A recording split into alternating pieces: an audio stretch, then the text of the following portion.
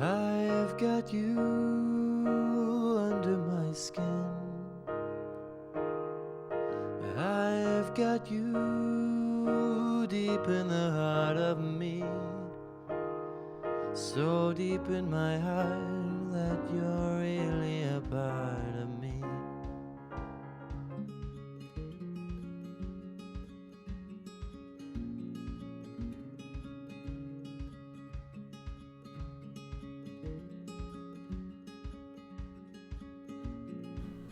Think about it. You cannot reason your way into the present. You cannot reason your way into love. You cannot reason your way into the harmony of being. More than that, though, as long as the head rules, it keeps you from truly feeling and answering to the currents of your own being. It fragments you on the most personal level, so that even as you obsess over refining your ideas about how best to supervise your progress, you sabotage any possibility that you might respond to your circumstances with your full and unified being. Because this inner tyranny obliterates being and silences the body's wakeful attunement. Philip Shepard. Philip Shepard. About Philip Shepard. Philip Shepard is recognized as an international authority on embodiment. His unique techniques have been developed to transform our experience of self and world and are based on the vision articulated in his celebrated books New Self, New World in 2010 and Radical Wholeness in just November 2017.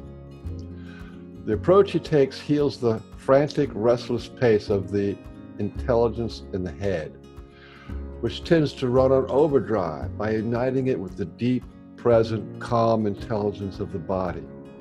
This is the antidote to the prevailing view of embodiment, which involves sitting in the head and listening to the body. By contrast, Philip's approach helps us listen to the world through the body. His personal path to understanding has been shaped by his adventures as a teenager, when he cycled alone through Europe, the Middle East, India, and Japan, by his deep commitment to his studies of body work, and by his experience as an actor, playing leading roles on stage in London, New York, Chicago, Toronto, and by the burning desire for freedom that has illuminated his entire life. He currently spends his time divided between teaching international workshops and working on his second book, Radical Wholeness. These are some of his upcoming events for 2018. Santa Fe, New Mexico is in February. Also in February is another one in Santa Fe, a Zoom room chat on Radical Wholeness in February 21. Port Townsend, Washington on February 23. Port Townsend, Washington again for February 24. Peoples, Ohio on March 9th, 2018. Toronto. Radwick, Australia. Bangor, New South Wales. Charn City, Australia. Oxford, New South Wales. Waiheke Island, New Zealand. Thorndon, Wellington, New Zealand. Tom Granny, County Clare in Ireland. Kilforna, County Clare, also in Ireland. That's on May 25th, 2018, so he's very busy. Basel, Switzerland. Shelburne Falls, Maine. Huntington, Vermont on June 24th, 2018. Burlington, Vermont. Leyden, Maine. Pebbles, Ohio again on September 14th, 2018. Lino Lakes, Minnesota, I think that is. Minneapolis, Minnesota. Damgraney, County Clare, on October 14th, 2018. California again, County Clare, October 19th. Leyden, Maine, November 2nd, 2018. Philadelphia, Pennsylvania, November 11th, 2018, 10th and 11th. And Leyden, Maine again on June 2019. My thing with the breath is, it's just a simple question. Is the whole of my body available to my breath? I don't know about any right way of breathing or wrong, just that's all I care about.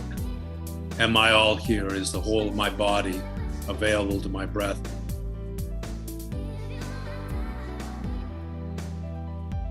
Okay, we're recording now, so we can dive away. Yay!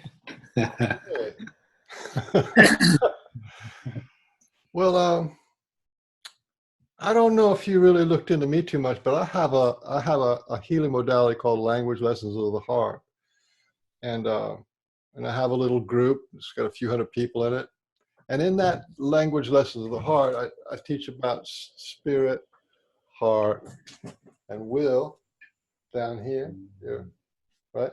And then body. Those are the four energies that make up the totality of one whole being. And the whole point of doing that is to get down into the will and enliven the will and bring the will up to speed, which is another kind of roundabout way of saying embodying or empowering the will. And the reason why I say the word will is along my reading, I was greatly influenced. This comes from doing a deep emotional healing work. I was deeply influenced by Arthur Schopenhauer. Oh, yeah. And what he... I thought maybe you were going to say Nietzsche. No. But Schopenhauer, yeah. Very different. And one of his major thesis was, one of his major understanding was, the world is idea and the world is will. Okay, and the reason why I'm bringing this up, it was somebody in my group that knew you, which is why I saw one of your videos and I was knocked out, because I knew exactly what you were doing. So, but anyway, back to Schopenhauer. The world is idea, mind, mentation, things that it is, representations, and then the world is will. And what Schopenhauer says about the will is the will is what a thing is in itself. What the thing is in itself. He talks about the S of the essence of what something is. And this is what will is. Will is the core, as you talk about, the core of, not only the core of their being, but it is the essence. It is the S of the essence of being, and is not just restricted to one thing. It is in all things, which brings to the connectivity. And when the spirit and will are not in alignment too good, then you have what's going on in the media today. Crazy politics, crazy relationships. 1/3 of Americans are taking some kind of drug because they have anxiety or depression, and they give it to their, not only do they take it, they give it to their kids and their dogs too. It's amazing. So I don't know if that's the best way to start, but just want to let everybody know that the reason why I'm doing this talk is so I can add it to my playlist for the people who are striving to heal and resolve the issues that got stuck in their emotional body, in their lower 3 chakras, and clear that stuff out to help them to do that, to see that there's another way, that this is a more subtle way, a wonderful way of uniting the spirit, the heart, and the will and the body within, and to be will-centric, what do you call it? Responsible. Yeah.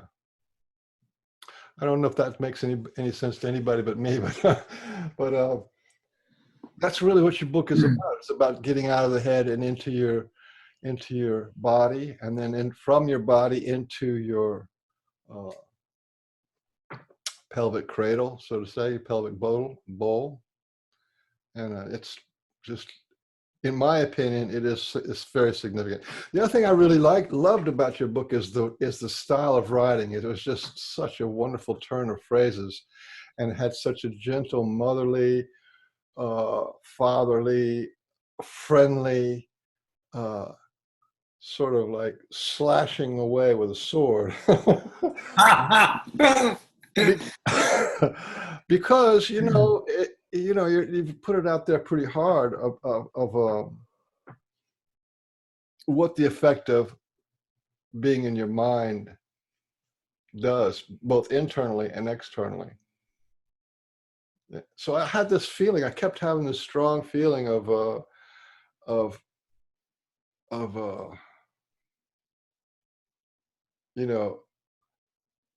the hero's journey, which brings us to with Joseph Campbell and his work, and that there's just such a flavor of that story unfolding.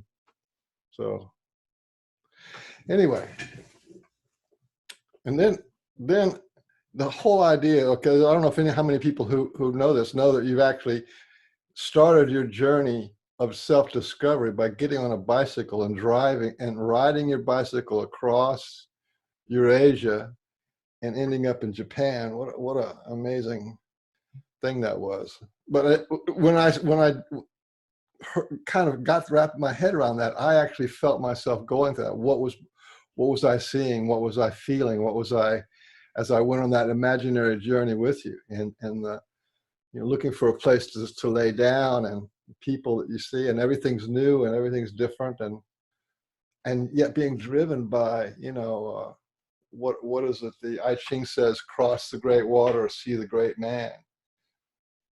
Yeah, exactly. Yeah, my my language is different, and we're talking about the same thing. I tend not to speak of will, because in our culture, will so easily turns into willpower, which is a contracted, I'm going to do this idea-driven thing. And for me, will, as you use it, is kindled within us as we surrender to the body, surrender to the present, and come into deeply felt relationship with it. And so, you could say, oh, what an act of willpower to, as a teenager, cycle through Europe and the Middle East and India and on to Japan. And there was an element of that, but more than that, I was held as a teenager in a culture that was violating my being, my sense of freedom, my sense of possibility. And I had no way of knowing how it was doing that, because you habituate to a culture as a child. Whatever you grow up in is the normal way of the world. And formulating questions to bring against assumptions that had been seeded in my being as an infant, as a toddler, as a young child, I was incapable of doing that. And so it wasn't so much as we would use willpower, that an act of domination or an act of commanding. It was this, I you know, I left home as an 18-year-old, comfortable with the knowledge that what I was venturing on, I might not survive. But knowing that the sheer necessity of it was an act of trying to save my life. Because if I had remained within my culture, what I cherished as the life of my being, and that freedom to see and think and feel, wouldn't have endured. It would have been subsumed. I agree, and if that that is to make a transformation like that, would even be it guided yet unconscious. When it gets to the point of life or death, I have to do this. This has to happen. This is the critical moment in my life. And really, that's what happens when people go into the dark night of the soul. It's like, well, I can't live like this anymore. So they have to connect and feel and resolve and be with their inner conflicts, because they knew the dark night of the soul is being trapped, being confined, being channeled, mesmerized, mind controlled, until you can't live like that anymore. So your foreshadowing of that was your will, your soul, your body, mind saying, you got to do this, because if you don't, you're going to be one of the 100 million people on Prozac and seeking therapy, you know. So there's a base note to all this, even though your book is, like I said, it's very gentle and but there's a base note to all this, and that is that life is hard. Life is just to live your life from your mind, fragmented, disconnected. That's the real deal. It's not easy because you're disconnected from your environment, from yourself, from your seat, from your feet, from your body. It's serious business. And yet it's all inside of us. It's the most miraculous thing.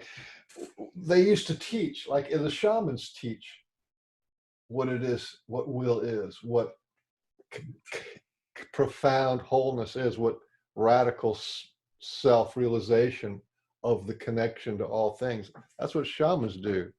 And that's what a good guru is supposed to do. But even gurus, they are divided too. You have the spirit guys, and then there's a few that are hard.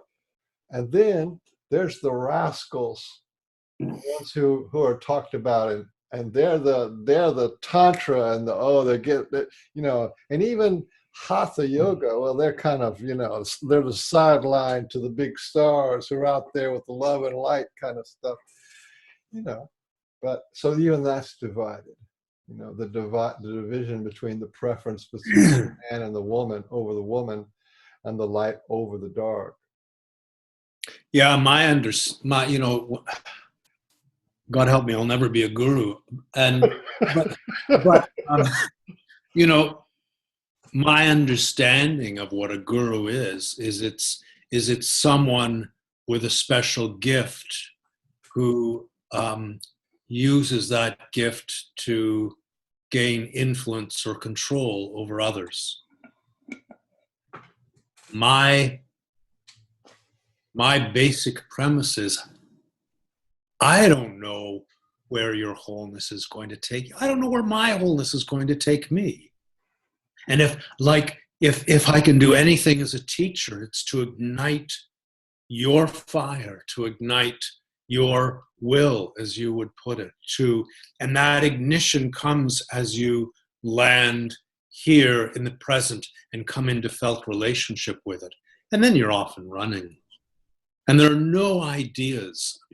You know, as soon as you verbalize an idea about the world, you have reduced reality. You have misrepresented it, because reality is limitless and contradictory and paradoxical, and we so want to boil that down into some binary system so that we can learn it and win at it, and I don't think there is such a binary system. That's the thing about the mind is we internalize media. We mediate what we see. Yeah. And then it becomes a picture and not an experience. So when you're bicycle riding or you're out walking or you're on the beach, you're in the environment. But when you're in your head, it is a movie. There's the movie going by the car, and there's the movie of being on the train or at work. It's this movie thing that you're in, which is a media, which is like a softcore reality porn, sort of, Yeah, and you're in a private cinema. Private cinema, you're right. Right? And it's something, this thing our culture sets up, whereby it says up is good and down is bad. Higher consciousness is better consciousness. And, you're looking up today and he's looking a little down. And in another culture, he's looking a little down could mean he's grounded and at peace with himself. In another culture, you're looking up today could mean you're looking disconnected. What's wrong with you? But no, in our culture, up is good, down is bad. Heaven is up, hell is down. It's so clear to us. And so our consciousness, to say raise your consciousness to someone in a culture whose consciousness is virtually glued to the underside of their scalp, could do some damage, right? But the what we miss in all that is that the higher the energy is in your body, the more alone you feel until it's grounded. And so we end up in our private cinemas. We end up, and Heraclitus, that lovely Greek philosopher, 500 BC, he noted that when we're asleep, we're in our own private worlds. It's when we're awake that we share a world. And as a culture, according to that criterion, we're asleep because we run around, with our energy so high in our private little cinemas, noticing the world, but not feeling our participant action and interchanges with it. I agree. And I'll quote Rudolf Steiner. He talks about antipathy is in the nerve and sympathy is in the blood. And that's a profound statement, is that mind is antithetical. And the blood of our belly, mind, is sympathetic. And sympathetic is what connects. It sympathizes, it allows in, and the antithetical resists and pushes out. And so literally being in your head, you push out. And that's where you get this thing of the light pushes out. See, the light pushes out. And the darkness receives the light. But to go back to my theme of the spirit and will, people really don't have no clue about what the will is, because it has been obliterated with our rational material reductivism. But to give an example on my side, if you look into the darkness of space, the vast, huge void darkness of space, that is the will. And within that will 4% of that will is the light that comes from stars and all the matter and all the galaxies, and all that what we call light is being held within the will and sustained by the will and empowered by the will. Without the will of the great mother darkness out there, there is no light, there's no galaxies, there's no spirit, there's no being, there's no nothing. So it is that mothering. That's why the image is of the mother, you know, is of the female, what gives birth, where it all comes from, where life comes from. And then the life generates the light. And the heat from that light is the love. So if your mama's not happy, nobody's happy.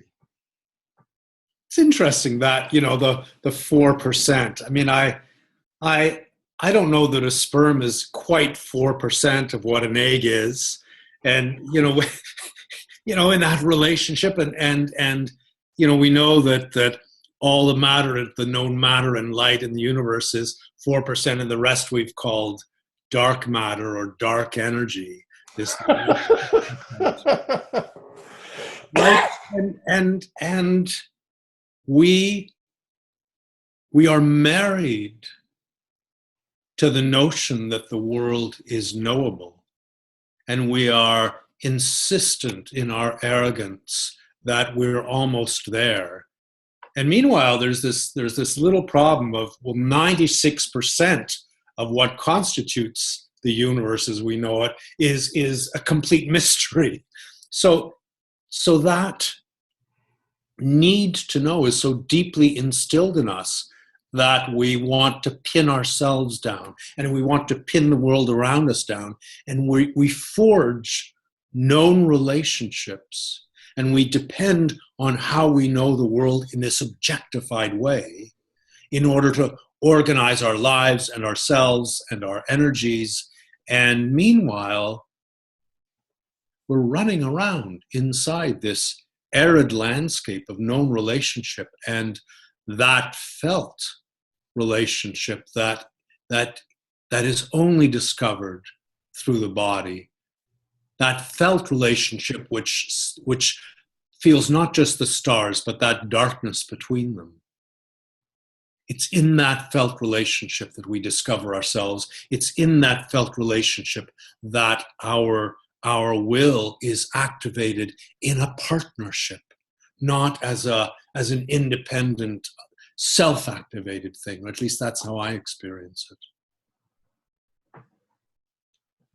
Well, I agree, but you know that, oh, the universe cannot be known, and we need to know, and all that kind of stuff. There's another way of looking at that, and that is that the totality of the universe, the universal mother, or the will, that's the only thing that can be known, but it can't be conceptually known. It's because that's the only thing you ever know. That's the only thing you ever feel. That's the only thing you ever are, is the one. Because if you understand that the whole of the universe is what I call, my son actually coined this and kind of brought to my attention. The whole of the universe is absolute inclusivity and unconditional love. That's a pretty good working definition for wholeness. It is absolute inclusivity. And so anything that you feel that is in that inclusive, receptive sympathy, that is the whole. Yeah. But the mind can't comprehend that. No, I mean, No. the mind wants to objectify everything. It tries to turn everything into a thing, which pulls it out of the process of that all begetting void. And I completely agree with you that when I say it can't be known, I mean it can't be objectively known. It can't be known as a concept or an idea, but it can be felt. And as you feel it, you know it with an intimacy that lies beyond language. Beyond words. Yeah. Words are failed ambassadors of meaning. That's a nice one. They have a space. There's a space in front of the word, a space in between each letter, and a space after the word. And you need all that space in between to define and to set in context what a word is trying to convey. And it's in relationship with the other word, which is their space. So what you have is all these fragmented spaces with little bits of meaning and sparkle into it. But that's what we need to do in order to read or to talk.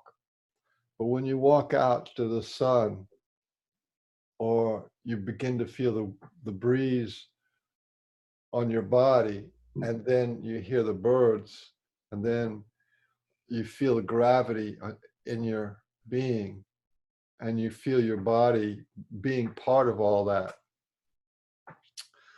That is a unity kind of an experience. There's no words, there's no separation. It is just a receiving and a participating and a responding.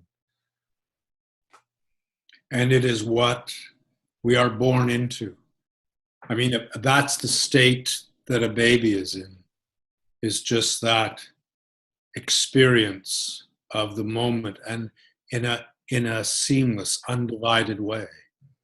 And, you know, to move into that abstract realm is one thing, and to develop it, but to move into it and sacrifice that sensation so that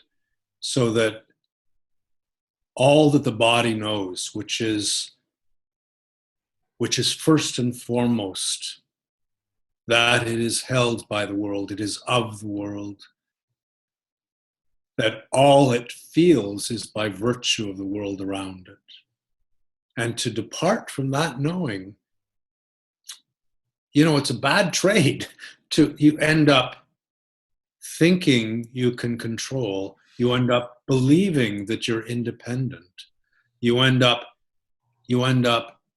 in the thrall of knowledge, and you devote yourself to the illusion that knowledge, objective knowledge, is going to save you. And that's an undercurrent that permeates our culture. This, if I know enough, I'll be okay. If I know enough, I can succeed. And it's like this reflex to check the emails and to check the newsfeed and to check Facebook and to like all these bits of knowledge, these facts, this information is being gathered and gathered and gathered, and we don't know any longer as a culture what it means to integrate that knowledge. So as long as we are devoted to a fact that tells us about the world, that fact will obscure the world. It will stand between you and what it purports to represent, and flatter you with that objective knowing of what it purports to represent. But it's only in my experience as that idea is brought into the body and allowed to come into contact with your being, that it can not just integrate, but it's reborn as a sensitivity. And to me, sensitivity, which has been demeaned in our culture, is the foundation of our intelligence. And we forget about that because we think cleverness and intelligence are the same, but sensitivity, to have a sensitivity to a child's tears, to Mozart, to the flight of a swallow, all of these sensitivities are forms of intelligence. And a sensitivity is reactive, and it can't make coherent the information it's accessing without the body.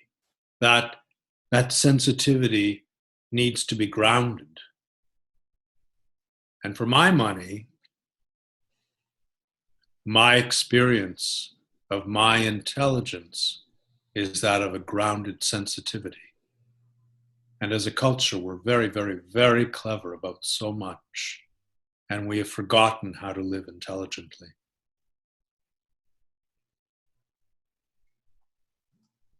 Well, yeah, uh,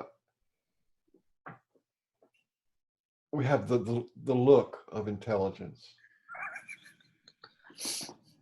We're good at that. The cartoon of intelligence.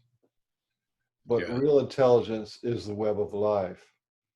As soon as you get away from your gravity, from temperature, from food, from touch, you're in a cartoon world.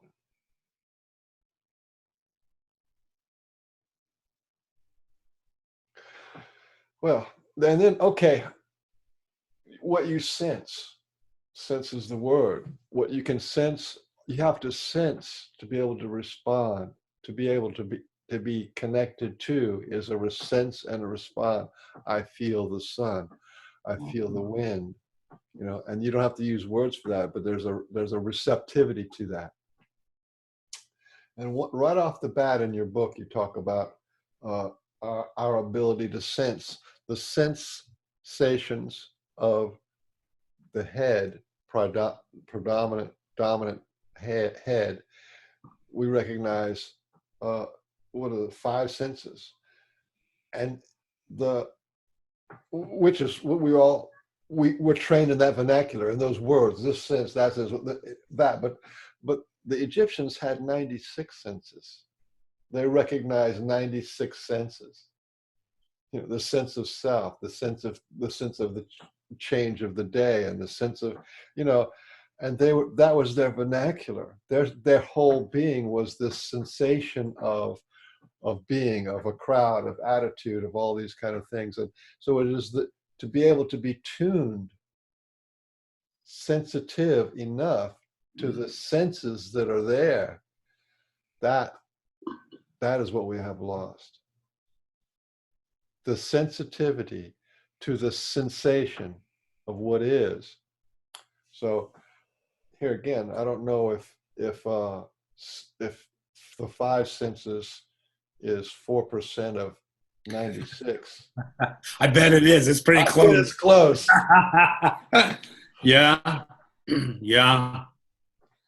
And as you say, those senses that we validate with our culture are senses that tend to keep our life in the head. It's like there's a little homuncule in the head, that sees out through the eyes and hears through the ears and smells through the nose and tastes and that's where our sense of self is. But the body, I speak of this culture, the Anglo-Ewe culture in Africa, that doesn't really have a word for senses, but they have a word, seselalame. And seselalame is everything the body is feeling.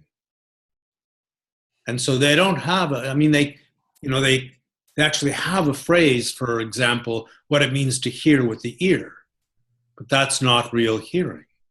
Real hearing is when you feel the sounds of the world in your body. Real seeing is when you feel the sights of the world in your body. And I have this clear sense that as I let go of that presumed barrier that holds me as something that is experienced as separate from the world, as I soften that barrier, I feel all the world in all its specificity living within me, to be experienced and known in a wordless intimacy that makes me understand that the new way of being that we need to forge will not be possible until we modify what we've accepted as senses, until we include balance, which brings us into relationship with that heart of the mother in whose presence we've been conceived and born and in which we live. It's always there. And we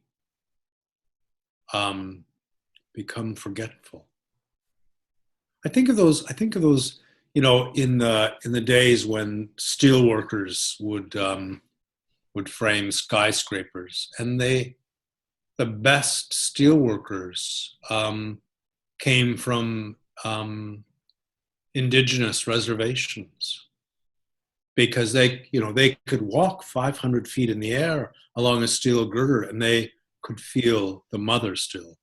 We get up on that steel girder and we cannot feel our center. We cannot feel the earth beneath us. And until we open our bodies to the present in that way, we will be immune to its guidance. And then there is no will. It's not that there is no will, there is a forgetfulness of it. There's a desensitivity to it. If your body is a resonator, we've taken our body and we've stuffed it with cotton balls. Right?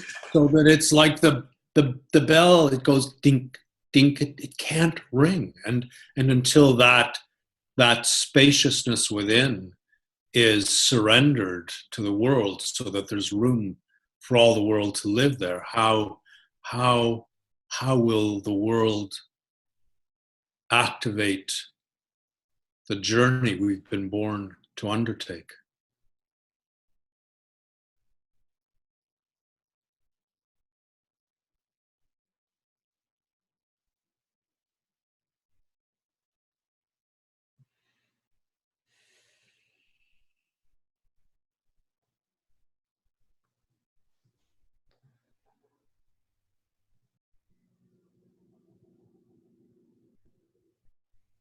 No, this is not a glitch in the...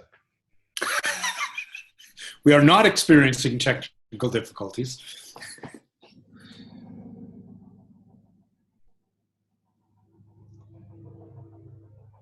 Well, my head full of steam kind of blew away. The reason why is because while I was reading your book, and because I'm already close to this, the nature of what it is that you're teaching, I'm already looking down the road that your light is shining on. I actually felt, because I'm also do other kind of similar kind of breathing things, that allows me to put my attention down into my heart and then into my upper belly, middle belly, and lower belly. I felt a clearing of that bell. I actually felt the emptiness of the void that isn't void. It is a living void.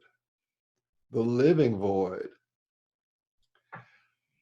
that is clear of, and this is something that I hadn't really noticed before, that we carry our concepts like clouds of cotton, you say, stuck within our lungs and our rib cage and in our joints and in our, our stiffness and our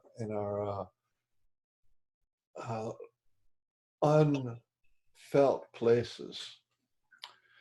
And that actually clogs us up. We become a little bit like the straw man in The Wizard of Oz, is stuffed with.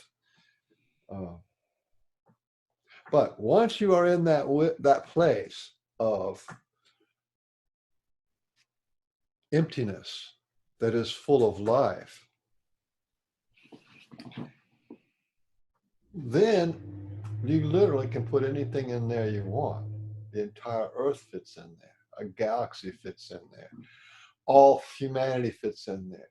animals fit in there, the invisible realm, the ET realm, the water world can fit in there with ease. There's room for the whole entire universe. In any part of it, planets can be in there and say hello.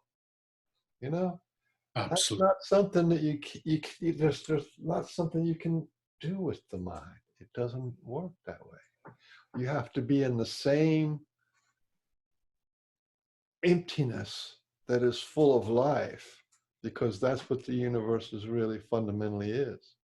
It is that emptiness in the void of space that is full of life and beings and things. I saw a little thing today on Facebook. Science is coming to the conclusion that we live in panpsychism, that panpsychism is real, that the rocks and the atoms and the molecules are all conscious beings. And the shamans are laughing, you know, because that's closer to the reality than it's all alive, you know. And then people say, well, yes, but you know, your chair is not really alive. It's not really conscious.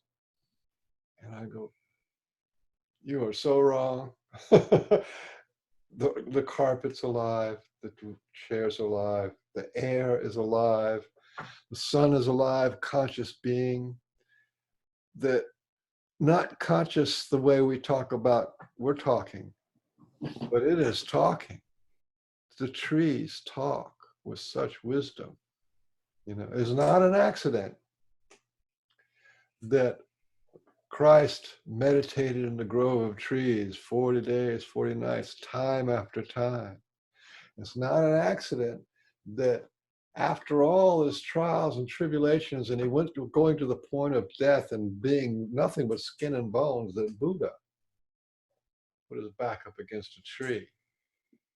And when his back was against the tree, he received enlightenment. And what he said, what is said about Buddha when he received enlightenment, was that all of creation awoke with him.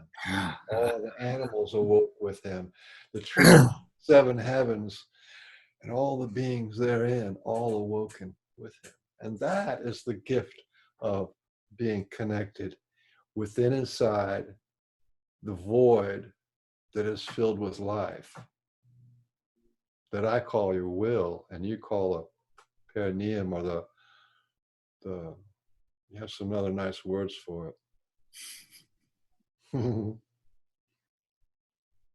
Yeah, I liken it to the Holy Grail. You know, the pelvic bowl that is empty and full all at the same time. Yeah. And we are as a culture, we are directed, and this instruction lives in our neurology, to fill our bodies and our minds and our houses and our bank accounts and our agendas, and as a culture we don't give value to darkness. We don't give value to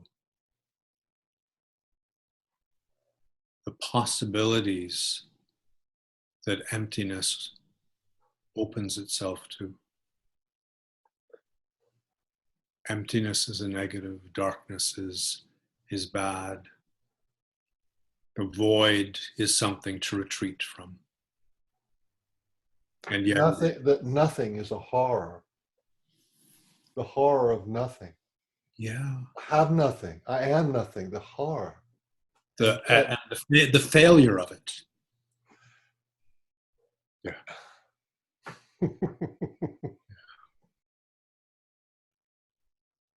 But nothing isn't nothing.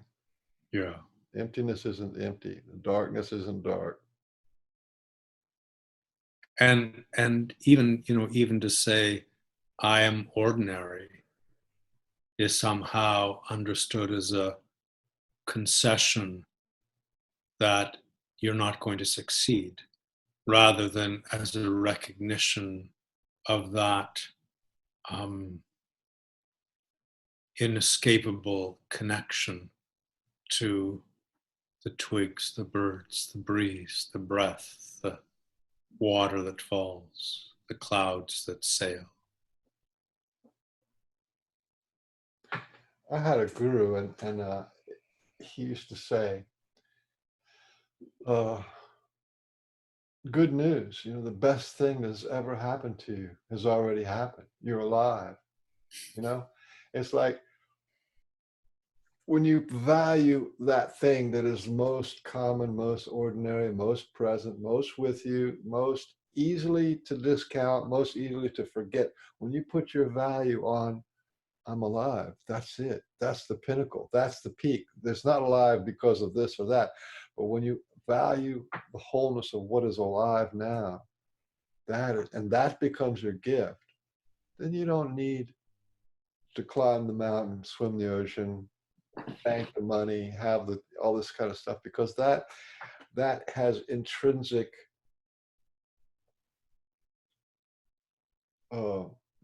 dissatisfaction. It will fail to fill. It'll fail to touch what needs to be touched.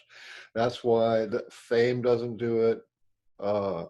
You know, accomplishments, degrees, that doesn't touch the soul. Yeah, It doesn't fulfill. It's not what the soul craves. I think what the soul craves is the experience of being alive to this moment in this place, here and now, and to drink it in through all 96 or 5,000 senses. Yeah.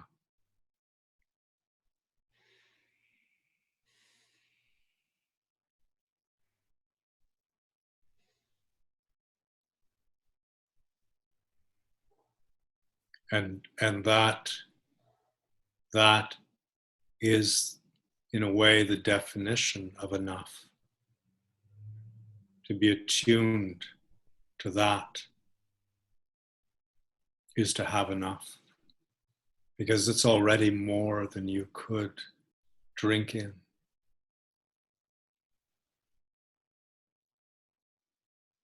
Yeah, the only thing you can really do is surrender. You recognize and accept, drop down to the place where you can release what's not you and be replaced by what is you. Yeah, it's an undoing and undoing and undoing. Yeah, and that's what brings you to and accepting and accepting and accepting. Yeah, of what can't be undone. Yeah. Yeah, and the world is not going to conform to your plans. And the source of human frustration is when your plans don't go the way you've imagined. And so you're setting yourself up to be at war with what is. You're setting yourself up. It's like to resist what is like to stand in the ocean and demand that the waves stop rolling in.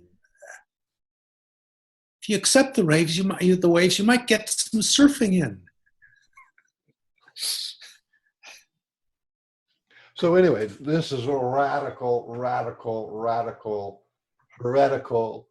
anti-religion, anti-government. It is anarchy at its finest. It is absolutely pure anarchy, having no ruler, zero. It's the anarchy of life. It's the anarchy of nature.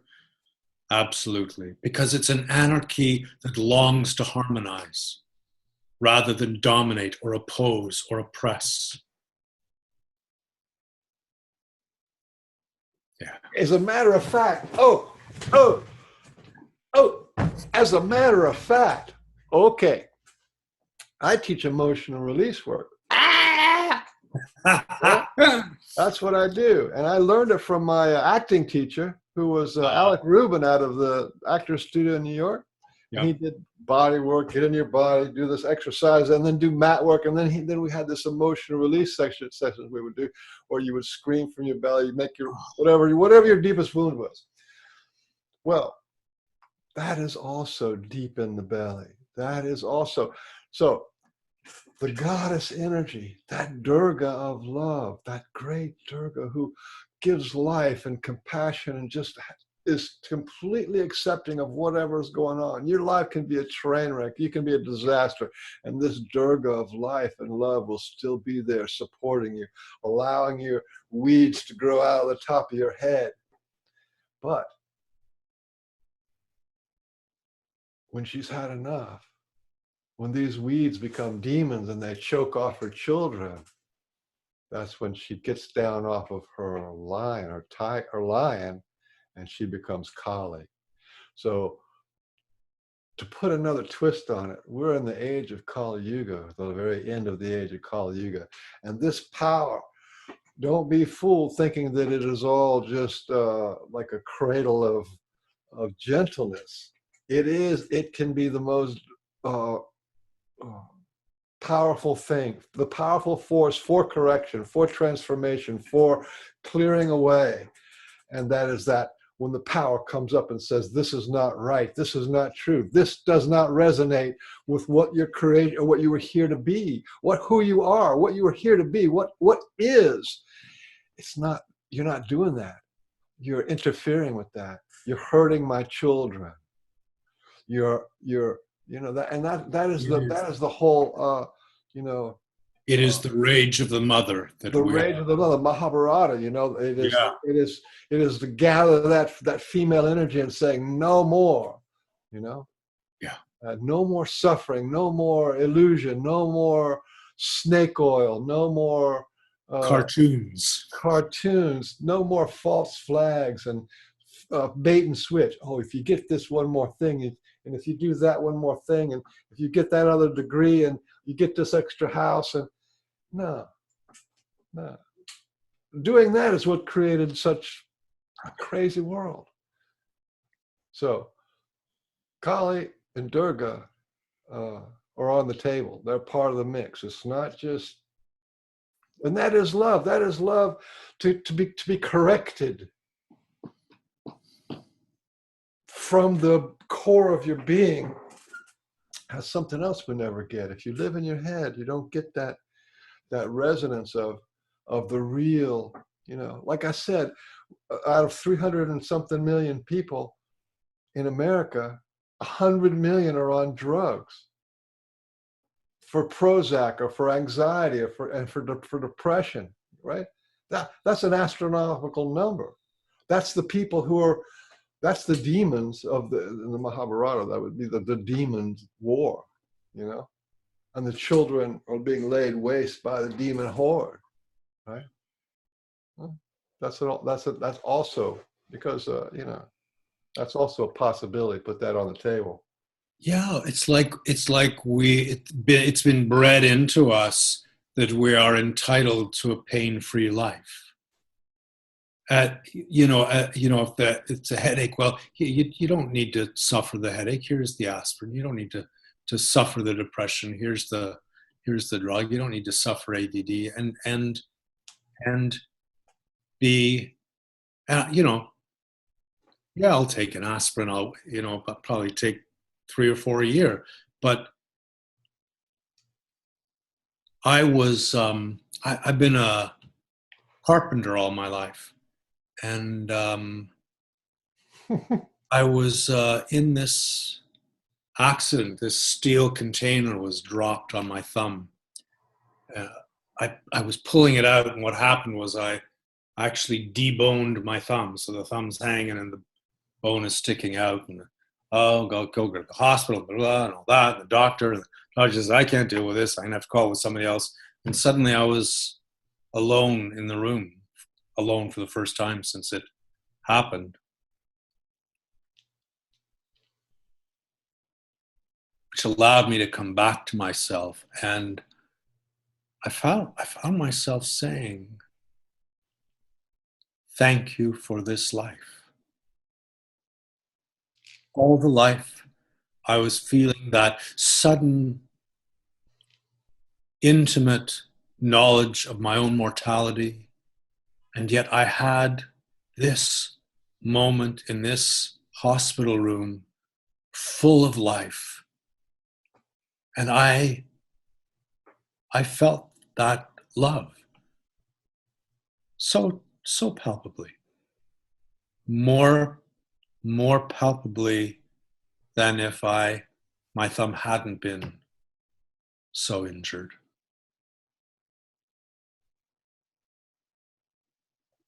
And without that wounding, we would never grow. There'd be no need to grow. There'd be no reason to grow.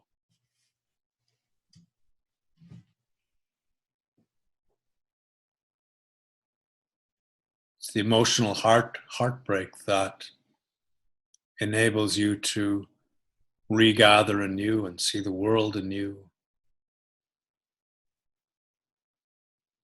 and strip away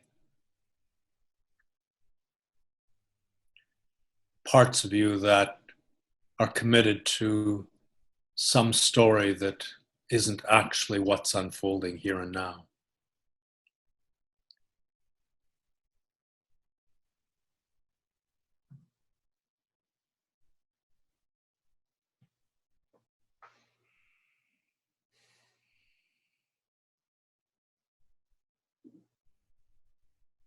Uh,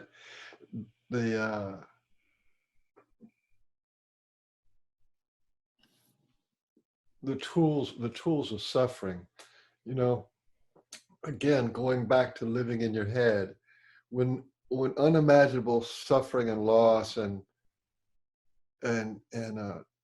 traumas and dramas happen, the mind is completely reveals how inadequate it is. It is so profoundly inadequate. And any words that are spoken to you, oh, don't worry, or look on the bright side, those things don't touch. They don't soothe. They don't, and yet within inside, after the smoke and the fire settles down, within inside there is a comfort, there is a knowing that was the illusion, that was the ripping away, that was the opening of a closed heart. You know, there was one time when I understood what pain was, I understood what emotional pain was, and because I had started to resolve mine, and I had a prayer. My prayer was, dear Lord, let me experience all the pain that is my due. All the pain that I'm going to ever experience this whole life, let me experience it fully, richly, thoroughly, and completely. Please let me have that. I want that. I want all of the pain that is mine. And then I want all of the pain of the people who are associated with me, my family, my friends, my community. Let me feel it all. And if you're at that level of authenticity, then you actually can feel in your pain, the same pain echoes in every being, every animal, every tree, every rock. That same pain connects you all the way out to the edges of creation. The stars suffer creation being formed into stars, and then they resolve that and beam the light of life around. But it is one of the fabrics of the universe. And then when you get to that level of acceptance and resolving of your pain, there's actually an end of pain. When you felt the deepest that there can ever be, then there's an end of pain. And what is left is the emptiness that is filled with the love of life. It is that profound denial of connectedness. It turns into compassion for all living things, for the human condition, for the condition of being a manifested being. And if you can't get to some of these kind of realms, you could say you haven't suffered enough. But on the other hand, if you live in your head, you'll never get there. If you live from here up, or you have unindexed feelings, unfelt, unrecognized, unacknowledged, unembraced, what is down in there? What is that stuffing that's stuffing you that makes you feel like you're less than whole and you have a hole in your soul? What is that? But that's why I think your book is so important, because to shift from the mind into the heart and down into the soul, which is embodiment of this body, and feel those things that are living in there. Feel the furniture, feel the texture, feel the architecture, feel the landscape that is in there. That's the value of your book. And in that regard, I think it is equal to, Joseph Campbell's work. Because it is the hero's journey. I think so. Once you understand, as Campbell puts it, once you understand the hero as a man of self-achieved submission, self-achieved, like not submission to some tyranny, not submission to some agenda, but self-achieved submission. And what is that submission? It's got to be a submission to what is. And as you submit to what is, you submit to what the world is asking of you. You submit to the calling that your unprecedented cluster of gifts is ready to do. And that readiness is an act of service. I mean, everything that is born into service. The earthworm, the sparrow in its flight, the fish in the sea, they're all in service. And to go through life thinking your aim in life is to serve only yourself is to utterly impoverish whatever that service will bring you.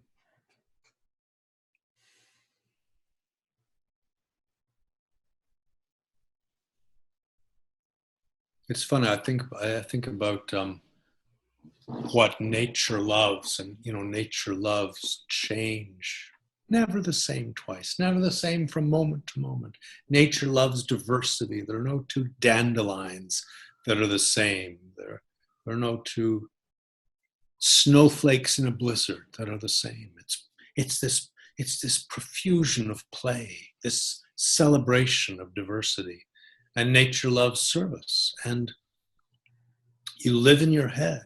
You live with that cotton balls stuffed inside. And you resent change because it's going to interfere with your plans. And you fear diversity because it becomes unmanageable. And you serve only yourself. And that's like the accepted credo of our culture. Of course you're out for yourself. I mean, that's what the whole economy is posited on. Getting as much as you can, as quickly as you can. And whatever you get, you turn into garbage as fast as you can. And that's what keeps the economy going. And if we didn't turn the world into garbage fast enough, then the economy is going to suffer. And we are addicted to a fantasy. We are addicted to, if the hero is the man of self-achieved submission, Campbell speaks of the tyrant as the man of self-achieved independence. And I think of that phrase, and I could not come up with a more apt description of the American dream than self-achieved independence. Right? I mean, there it is. That's why you want all that money, so you can get that mansion on the hill with the gated entrance and the security and your private cinema. And that self-achieved independence is what is seeded in us as our aspiration. It's what we all. It's what we're goaded to desire for ourselves, and there can be no community if you're chasing self-achieved independence, and without community,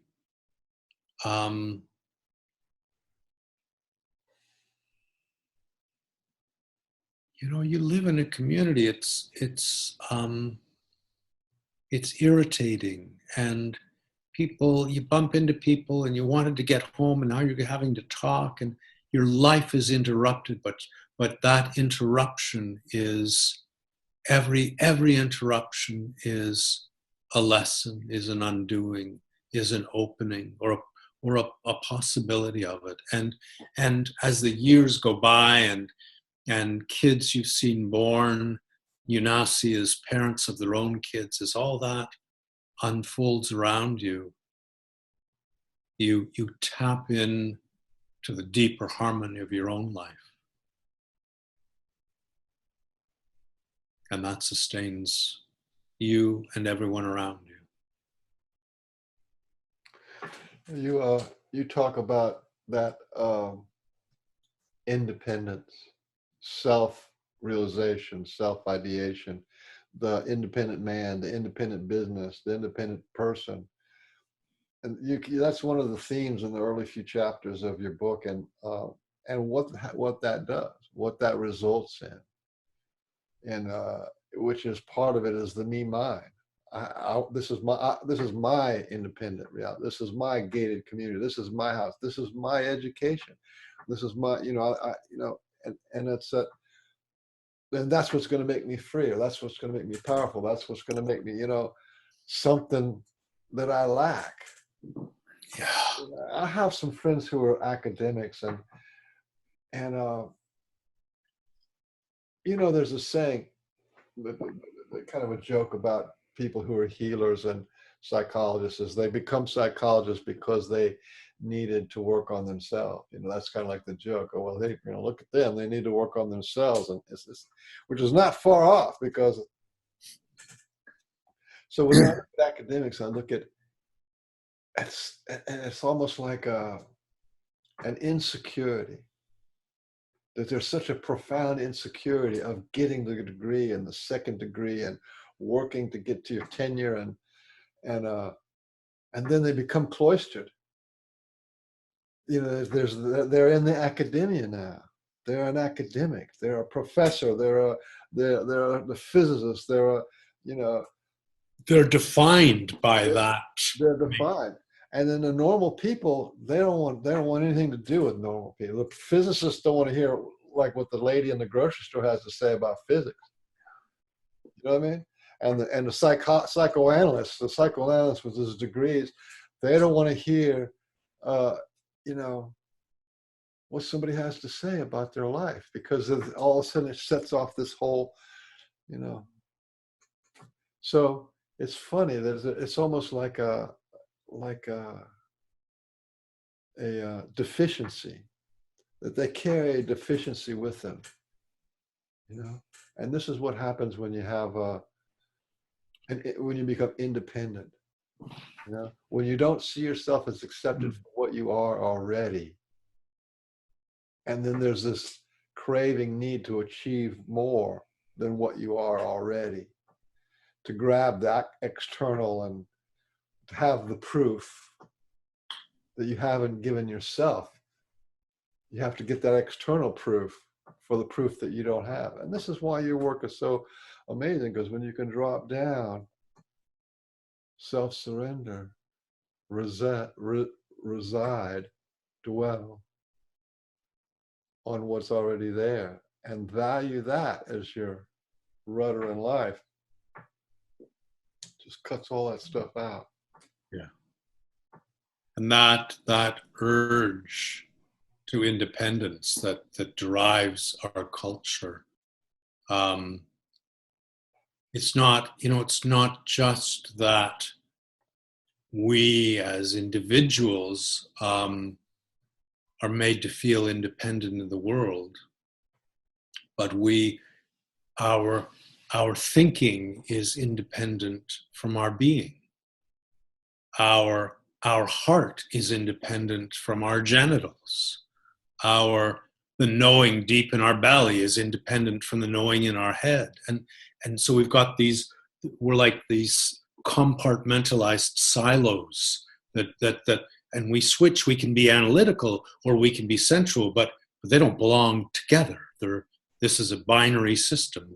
They operate in an either or way. There is no both and. And then we set up our world in the same way. So we've got our physicists and our academics, then we've got our business people, and then we've got our shopkeepers and our school teachers, and we've got these, we shatter the world with our divisions in the same way that we've shattered our own bodies. And that feels right to us because it's how we live in the body.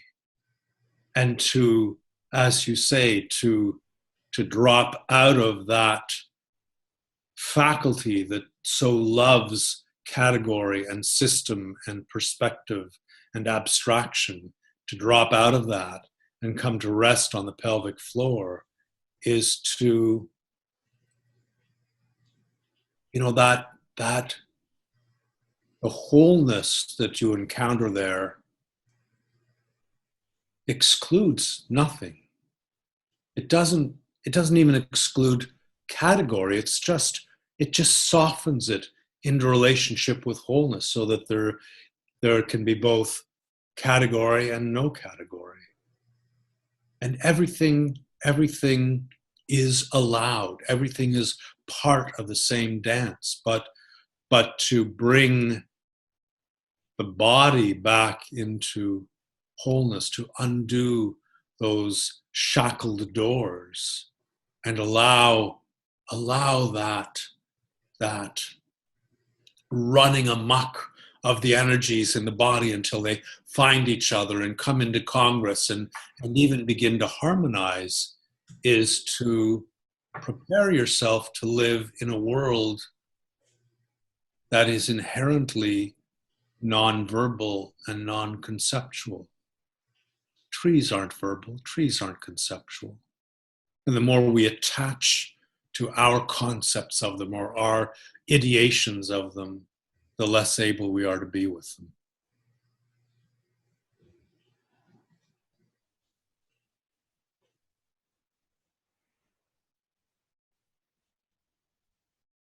Well, I feel a little bit, and I want to stop this. I want to change the whole tempo in just a minute, because back to what I said, is words are failed ambassadors of meaning, and also it's very much a mental thing to describe in unimaginable detail what the problem is. You know what I mean? That's the majority of commentaries on the world. There's so much commentary on the world in exquisite clarity and detail about what the problem is. There's a guy named David Icke. He's really inspiring and is a really good guy to know, but he spends hours upon hours upon hours upon hours upon hours talking about how bad it is, how bad this happened, the history of how bad it is, how it got to be this bad, and who was the start of it, and how that's been going on, and so you end up after 12 hours of listening to him, as now you've got more cotton inside of you than you ever had before, and you're going, well, that's really true. Look how bad this is, and then what you end up doing is they're like flea salesmen in a way, right? So they throw fleas on you and you start scratching and they go, see, that's the fleas. But they throw the fleas on you, right? This is the difference between information and process. When you have a flat tire, yeah, as soon as you get that, how much information do you actually need once you have a flat tire? is like, then you, it's like, it's almost like it's self-evident. Then you can go about setting about fixing that flat tire. Or put it another way, J. Krishnamurti, he talks about learning. He said, learning doesn't take forever. He said, if you're standing at the fence talking to your neighbor and your foot brushes up against your garden hose at your feet, he said, when that garden hose moves and the message gets to your brain that you're standing on a snake, your whole body jumps like that away. You learned in that instant that the truth of what was going on. And this is, so what I wanted to do is shift this thing away from, which I love to do. I love to talk about the torment and the issues and the problems. And we didn't even get into the man and woman thing and the left and right brain thing. We didn't even get into that, but which could be like another hours or so. But information over process, that here again, mind values information, body values process. What do you do to get this to happen? What is the step? What's the first step? Second, what's the attitude? What do I have to do? How do I practice this? And this is why I want to talk to you about your workshops, which, hallelujah, workshops, because some things cannot be told with words.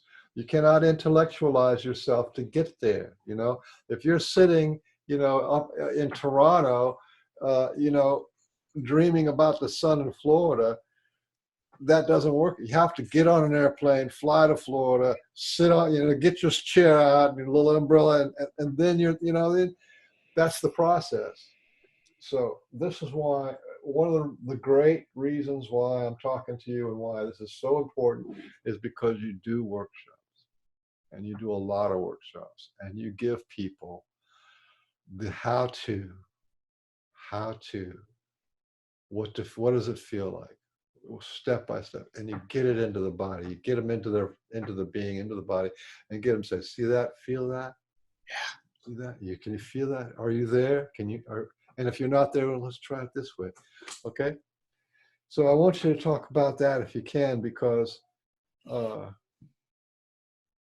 my mind just wants to grab onto the information.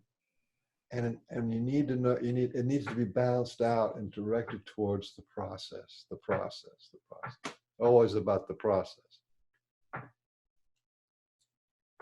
Yeah, I've had so many people say to me, I've heard from countless sources what I should be doing, and you're the first person I've encountered who can tell me how to do it.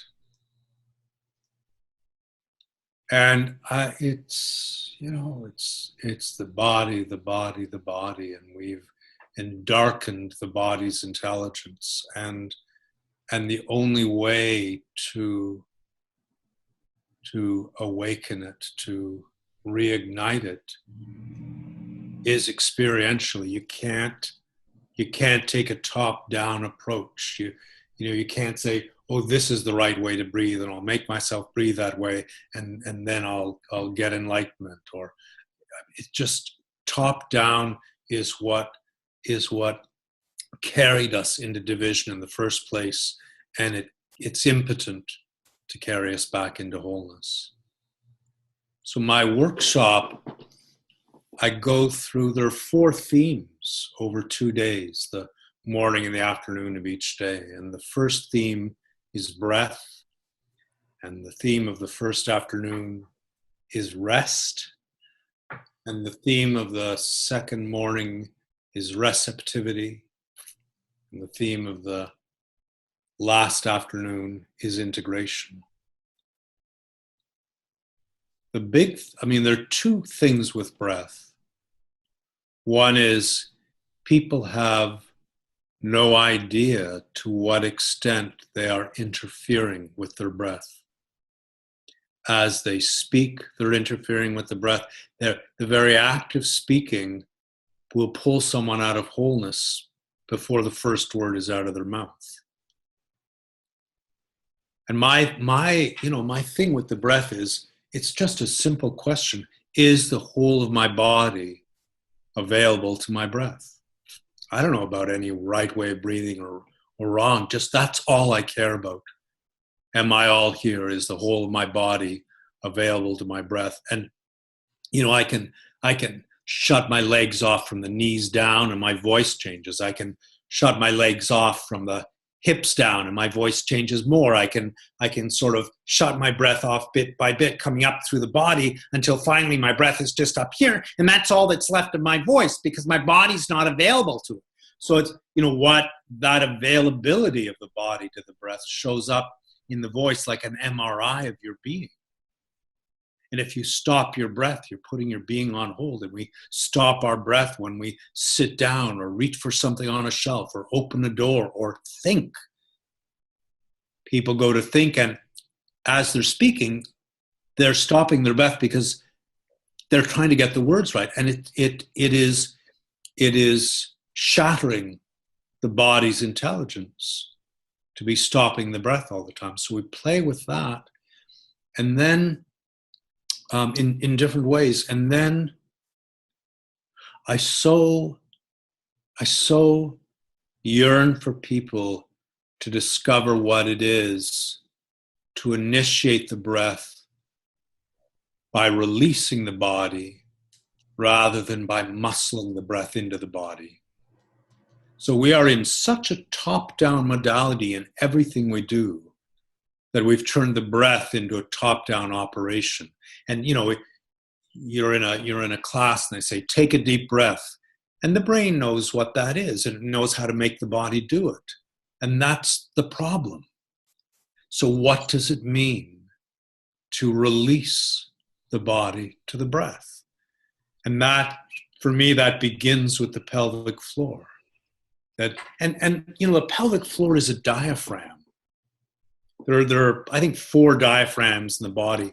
The pelvic floor is one, what we call the thoracic diaphragm, what we call the diaphragm is another. There's another up here. And they move together, but that pelvic floor can be immobilized, held in darkness, held in tension.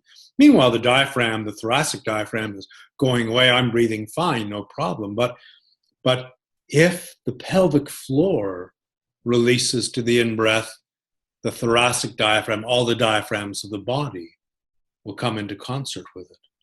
So, we can play with this. Do you want to play with this? Sure.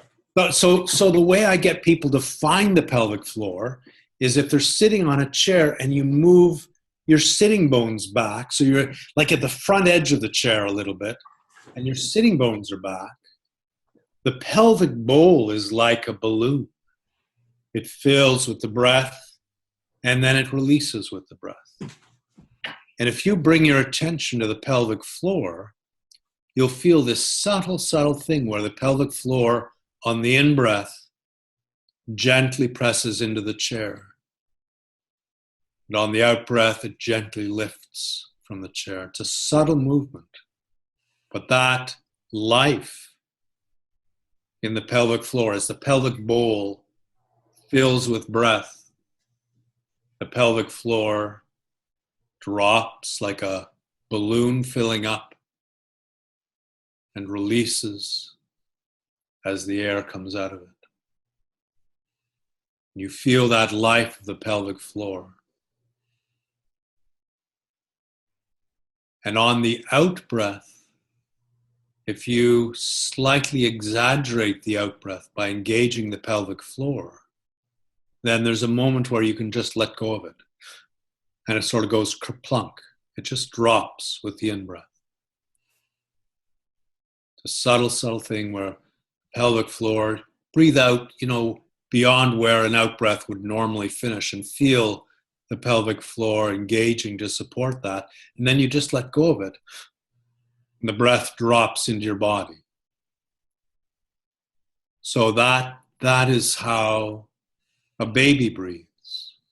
It releases its body to the in-breath. And if you release your body to the out-breath, your out-breath has the quality of a sigh.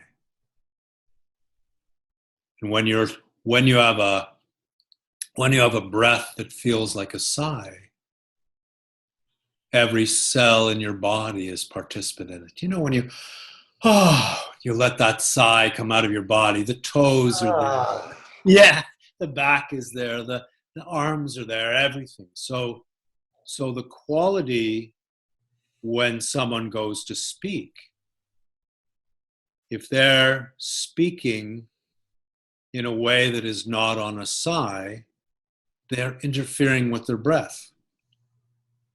And I can do that. I can talk like that because I used to, and I can do it again like this. But then when I'm speaking, like, you're not going to understand what I'm saying because my being isn't present to the voice or the breath. What does it mean to speak from the whole of your being? And until the body releases to the in-breath, you don't have a chance of discovering that. Until the body releases to the out-breath on a sigh, you don't have a chance of discovering that.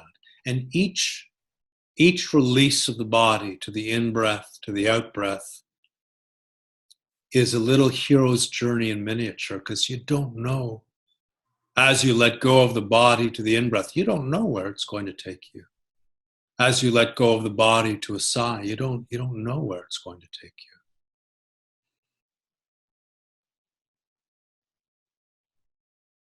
But it always takes me into newness. And it always carries me more deeply into my own sense of wholeness.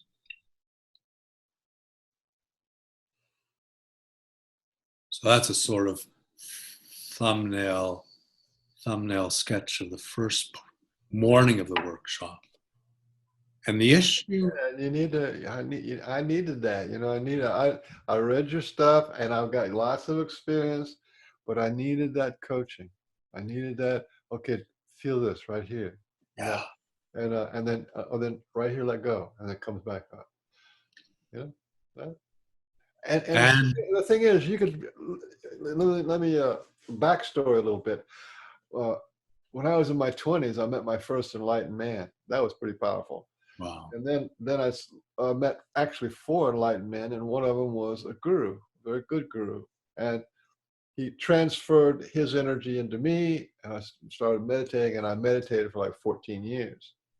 And I can say that no 2 breaths are alike.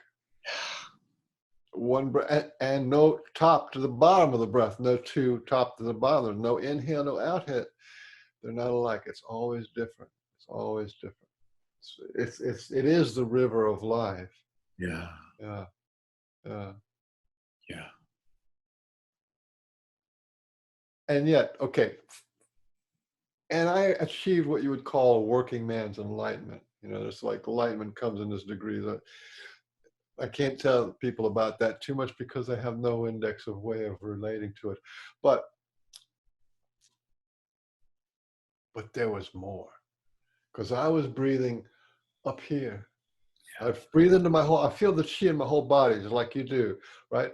But I wasn't paying attention to the chi in my whole body, the whole body breath, you know, and breathing down into the soul of the earth and into the cosmos. I did all that, right?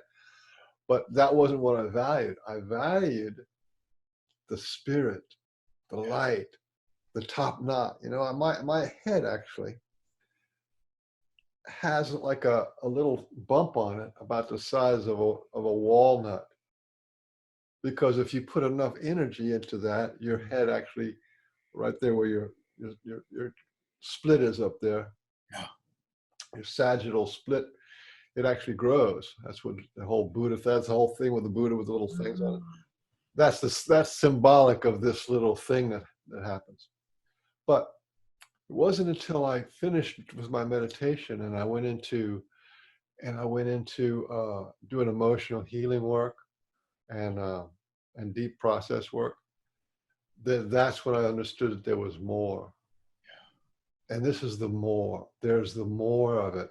There's the more of your whole body being available to you, and not a spotlight, not just being the star in space that's shining everywhere. There's the space, which is the more. The space Yeah. more. And if you don't have a teacher say, go into the space of the more, go into the emptiness, and it's okay that it's empty, because see what's there, And so 14 years, God realization, all this kind of stuff, and I still didn't get it. You see what I'm saying? So what I'm doing is killing the competition for you. You can literally have God realization and miss this. Yeah. And not be a whole, but you can have a hole in your soul and be God realized at the same time. It is more common than you think.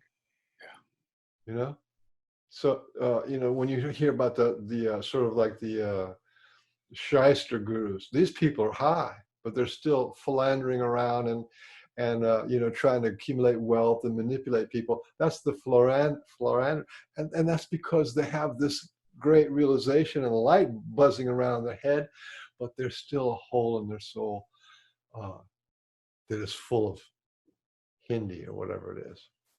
Yeah, and they do things that they couldn't possibly do if they were in their wholeness. Yeah. So that's a little bit to kill. And then the other thing is Kundalini. You can have your Kundalini on and popping, and people say, "Oh, Kundalini, that's it." But Kundalini comes from the same spot, the same location, and it awakens sometimes naturally, or you can do the Kundalini, which is with a lock. You lock your throat, you lock your chest, you do the locks, and you put pressure on your perineum and in that pelvic bowl, right? And then you do that long enough, and it'll give you Kundalini, but it doesn't resolve the hole in your soul. You can have Kundalini and be all loving and bliss and all this kind of stuff, and you're still not whole because you're swimming in the river of the energy and of the phenomena, and you could still. So now we have Enlightenment, and we have a Kundalini, and the third one is, drum roll, the near-death experience. Stories over and over and over about people who die, and then they come back and they say, "Oh, I experienced this great thing and I experienced that great thing," and so you can die, you can actually die, go to heaven and come back, and it still doesn't touch your soul. You have to go in there consciously, surrender, want, will, wish, and want to be in that what is within inside you. So enlightenment doesn't do it is not guaranteed, absolutely not guaranteed. Kundalini is not guaranteed, and even physical yoga, the yogi yoga, that's pretty good. I mean, actually, yoga, if you take it onto the master level, it's pretty good. But and then even until after you die. So this is the competition, right? Of what is competing for your attention in the spirit realm. Yeah. And so this is why it's so important to be able to go in there and clear the cotton out of your bell. Make, like you said, what a saying, because it is the Holy Grail. Like you said, it is the Holy Grail. In the yin and yang, this is the dark. There is no way that the light side is going to do it all by itself. It cannot.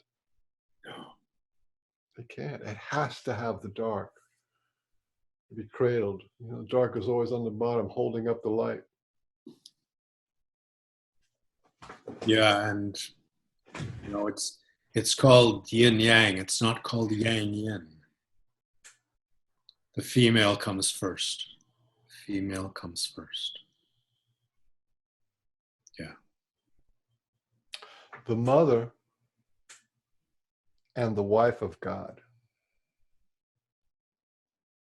That's the one you have to wrap your head around, that. The mother and the wife of God. You see, this light that is generated inside of us comes from the mother. Yeah. And so it can just have that mother, but it's also the wife of spirit, spirit and will working together, balancing in the heart. So there's the mother and the wife of spirit. You know, that is the Shiva and Shakti. That's the man and the woman. Right? But Shakti is the mother of Shiva. You see, and then when then she falls in love with Shiva, and Shiva falls, and then they become, yeah, then they become together, which is not a bad way of going, because you're not going to get rid of the mind. No. The mind to be able to be married to and in a relationship with the whole, Yeah. the wholeness. And I think of our sort of clunky Western hackneyed image of the man going down on one knee to offer the ring to the woman of his heart. And to me, that's profoundly illuminating in terms of the relationship between that intelligence in the head and the intelligence in the pelvic bowl. That I experience that intelligence in the head as the male pole of my consciousness, and it gathers gifts of perspective on the world around it. But those gifts only come into their true value as they are offered in humility to the pelvic bowl, where they are integrated and rebirthed as sensitivities. And those gifts are useless without that exchange. The ring means nothing until it's slipped onto the finger of the woman you love.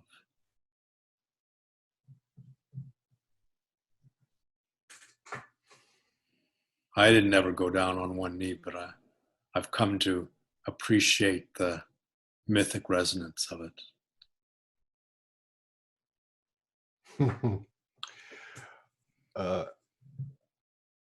You also talk a bit. One of the other themes is the subtle difference between being of or from, and knowing of or being from, coming from or knowing of. So that the marriage made in heaven or the marriage of heaven, being married to heaven, there's a big difference in that, Yeah. And it gets very confusing because this is non-human stuff. This is not human stuff. This is great spirit, great forces of nature. And when it comes to a man and a woman, physical man, physical woman, there gets such confusion, because it's really the mind expectations and patterns trying to mesh. It's amazing how we make it at all, but we do somehow. But like you say, that the American Indians living by their heart, they come from their heart. They connect from the heart. The Africans live in their belly and their balance, and they're profoundly connected to the earth, Yeah. And it's only and I have a feeling that before this Christian, what do they call it, the Inquisition, where they, put anybody who is connected to Mother Earth sort of to the feet of the fire. Yeah. Before that, I have a feeling that the tribal Caucasians were that way too. Our ancestors, the Celts and the Nordics, they were connected to the earth. They had to be, because that's the way we lived for thousands and thousands and thousands. That's how we survived. And also, that's why we didn't leave a footprint in the past. We didn't need to leave a footprint. We were part of the whole. Yeah. We didn't need to establish our existence with external emblems. It was manifest all around. Yeah. And that awareness, the work on the pelvic bowl, reawakening those sensitivities isn't so that you can be aware of the pelvic bowl. It's so that you can be aware of the world from the pelvic bowl. So the importance isn't the sensitivity of the pelvic bowl. The importance is when you feel the world from there, when you see the world from there, then you're in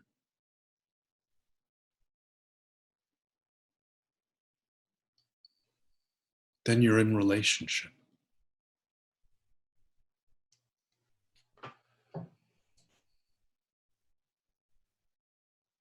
And what are you in relationship with? My friend is named Ray Hernandez. And he had this really wonderful experience one day where this ball of light came in his room, healed his dog, took his wife to another place, put him to sleep. And it started him on his journey of contact with extraterrestrials. Yeah. And then, started learning about that. It was like, that was kind of a big, he's like an accountant, like with a degree and everything. He's a lawyer accountant for the IRS. So, but then like a year or so later, he gets taken by he's driving his car and these ETs come and take him to this sort of in between this reality and that reality. I don't know what you call it, like a matrix construct. And they tell him, look, we want you to make a little a project. We want you to show how the remote viewing, psychic phenomena,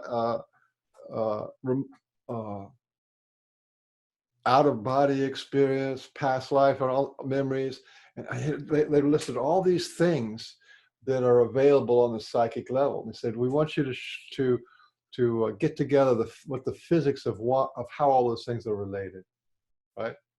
So he's like freaked out, right? He don't know what this is going on here. This has been going on for like a year of all these synchronicities. So he calls up this lady, Mary Rodwell, right? And she calls up this guy named Dr. Rudy Shields, who's an astrophysicist out of Harvard. And then he calls up Dr. Edgar Mitchell. Right.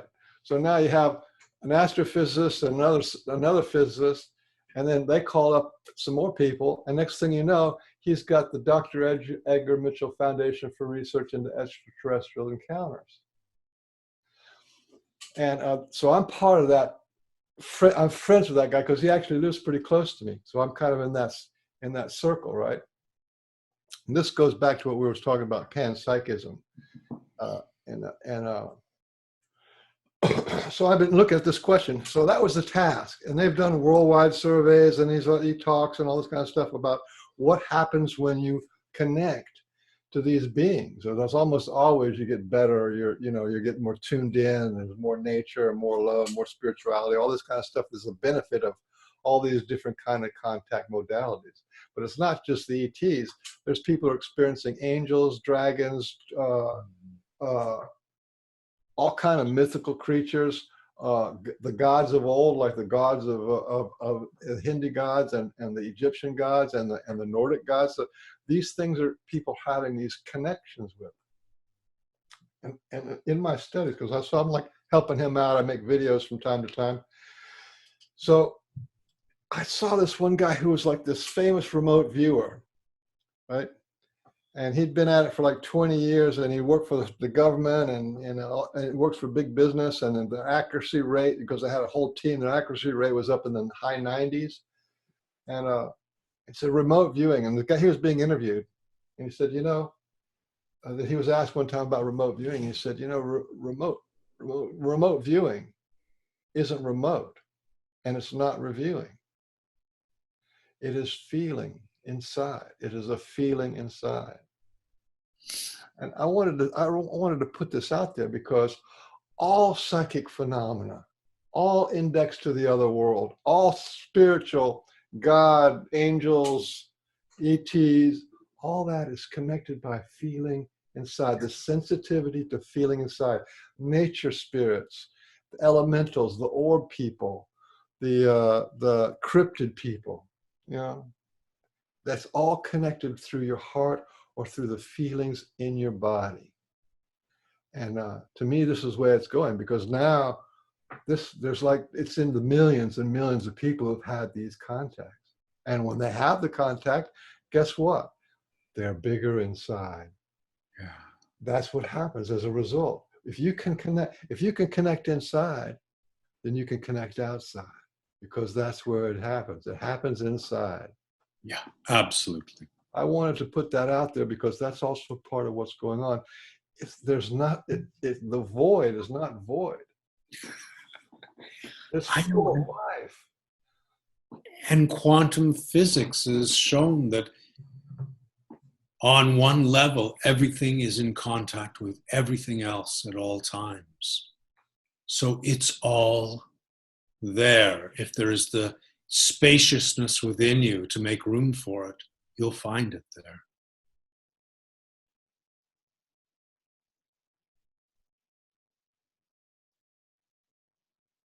Yeah. I have to do one thing. I'll be right back.